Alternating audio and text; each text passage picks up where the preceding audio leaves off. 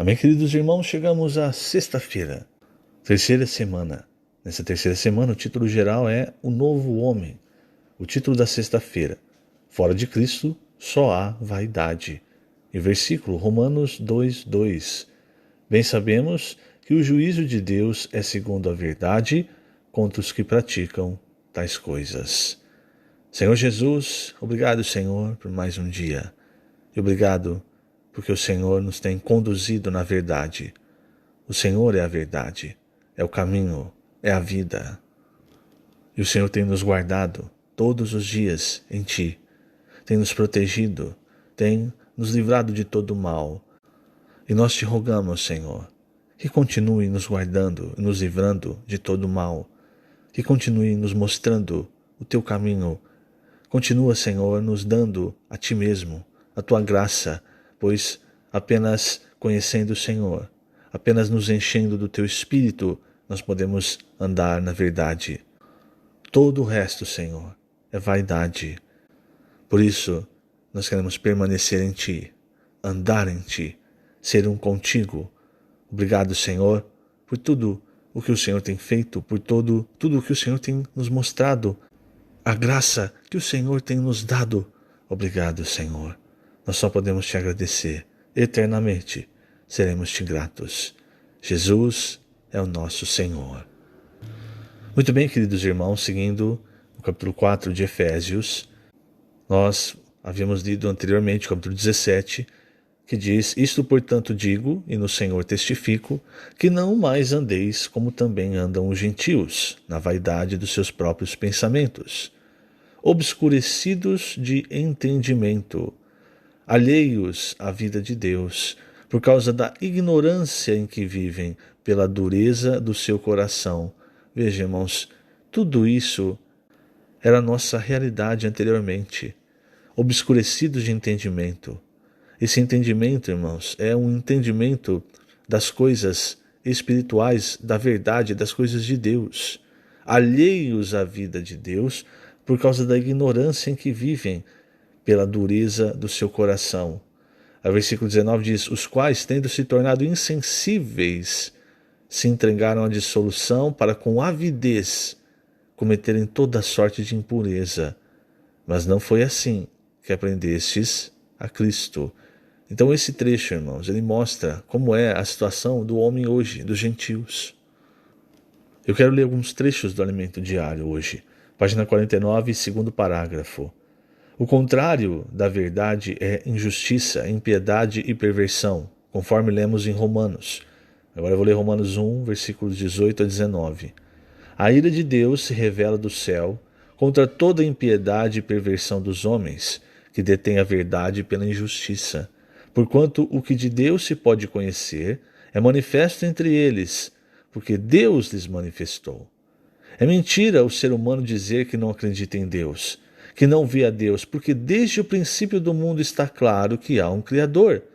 Por isso tais homens são indesculpáveis. Quando o homem rejeita a Deus, rejeita a própria verdade. Rejeitando a verdade, seus raciocínios se tornam nulos e vazios, e o coração fica insensato e sem luz, porque Deus é luz. Versículo 21 de Romanos 1 diz: Porquanto tendo conhecimento de Deus, não o glorificaram como Deus, nem lhe deram graças, antes se tornaram nulos em seus próprios raciocínios, obscurecendo-lhes o coração insensato. Os homens se acham muito sábios. Pensam que sabem de tudo, mas na verdade não entendem nada a respeito de Deus e, inculcando-se por sábios, tornaram-se loucos. É o que diz o versículo 22. A falta da verdade resulta em injustiça, impiedade, perversão e imundícia. É por essa razão que quem rejeita Deus acaba caindo na injustiça e na impureza.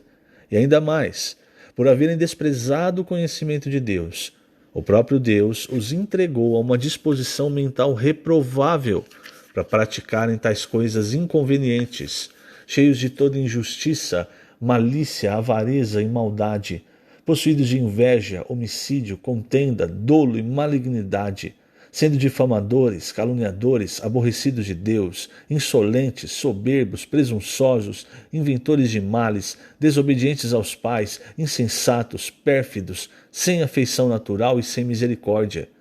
Ora, conhecendo eles a sentença de Deus, de que são passíveis de morte os que tais coisas praticam, não somente as fazem, mas também aprovam os que assim procedem. São os versículos 28 a 32 de Romanos 1.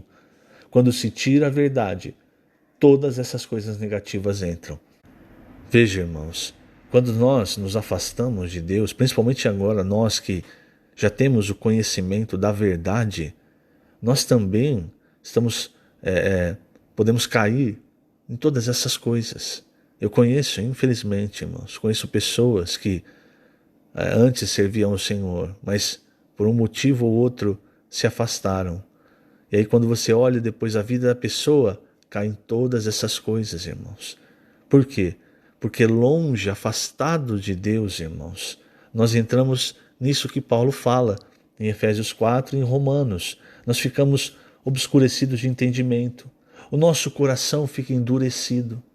E o nosso coração, irmãos, você sabe, a consciência, ela, uma vez que nós começamos a negar os avisos da consciência, ela vai ficando cauterizada. Alheios à vida de Deus, por causa da ignorância em que vive, tendo se tornado insensíveis, tudo isso, irmãos, pode acontecer conosco se nós nos afastamos de Deus, porque Deus é a verdade, é a realidade, irmãos. Enquanto nós estamos no Senhor, caminhando no Senhor, nós estamos caminhando na verdade. Quando nós nos afastamos do Senhor, nós nos afastamos da verdade, irmãos. E aí nós podemos cair em todas essas situações. Ainda vou ler o segundo parágrafo da página 50. Querido leitor, Deus precisa da igreja como o novo homem para mudar essa situação. No segundo capítulo de Romanos, versículo 2, lemos: bem sabemos que o juízo de Deus é segundo a verdade contra os que praticam tais coisas. Lembremos que para avaliar se há ou não verdade, Deus vai julgar o mundo e vai julgar a igreja, e o juízo de Deus é segundo a verdade. Portanto, a igreja, como o novo homem, precisa andar na verdade. O próprio apóstolo Paulo, ávido seguidor dos preceitos judaicos, tendo vivido uma vida zelosa no judaísmo enquanto afastado de Deus, vivia na vaidade de seus pensamentos. Os homens se julgam sábios, no entanto, não sabem que, desconectados de Deus, estão destituídos da verdade, e tudo o que ocupa seus pensamentos é vazio, vaidade e nada. Naquela lista, irmãos, de Romanos 1, você encontra soberba, presunção, essas coisas, irmãos, elas acompanham aqueles que se afastam de Deus. Essas pessoas, elas não ouvem mais a sua própria consciência e, se tornando-se insensíveis, é exatamente nesse sentido de não ouvir mais os avisos da própria consciência, porque ela ficou cauterizada, ela não sente mais dor, ela está insensível, ela não acusa mais. Então não há mais regra, pode fazer o que quiser. E esse trecho, irmãos, de Romanos, ele diz que Deus vai julgar todas as coisas de acordo com a verdade. A verdade, lembre-se, irmãos, é a palavra de Deus. E em Pedro, em sua epístola, ele diz que o juízo começa pela casa de Deus. O que significa isso, irmãos? É que hoje o Senhor está julgando primeiro a igreja e limpando a igreja, produzindo um novo homem.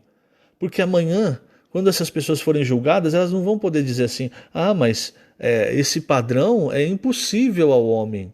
Elas não vão poder dizer isso. Por quê? Porque vai haver pessoas que estão debaixo desse padrão. Pessoas que foram julgadas, pessoas que foram aperfeiçoadas, limpas, segundo a verdade. Quem são essas pessoas?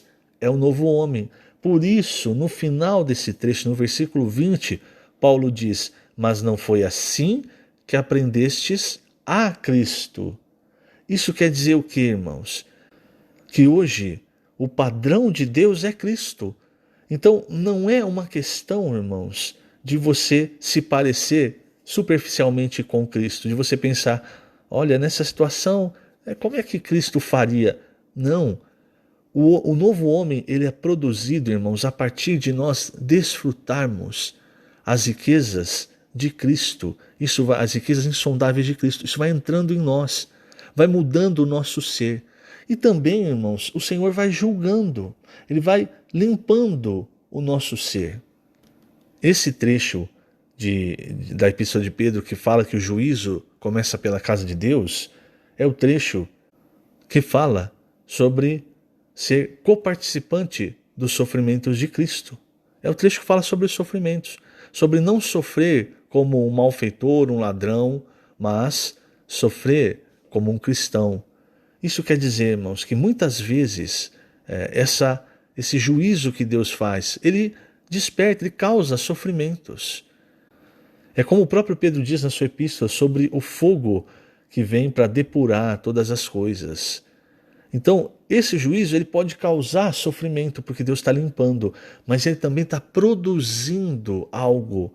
Então, da mesma maneira que o Senhor julga, que o Senhor quer tirar, remover as coisas que não são verdade em nós, ele está enchendo-nos com ele mesmo, com Cristo. E Cristo é a verdade, é a graça. Então, você está percebendo? Aquilo que não foi Deus que colocou, aquilo que é do velho homem, aquilo que é de Satanás, toda aquela natureza maligna que nós herdamos no Jardim do Éden, aquilo está saindo. E muitas vezes, irmãos, está tão impregnado em nós que sofre, né? Por isso que há o sofrimento. Então aquilo está saindo e está entrando o quê? Cristo, a verdade. E aí, irmãos, nós estamos ficando cada vez mais consistentes, sólidos. Por quê? Porque uma vez que nós estamos cheios de Cristo, nós estamos cheios da verdade. É por isso, irmãos, que nesse trecho, voltando para Efésios 4, Paulo não fala, vocês aprenderam de Cristo.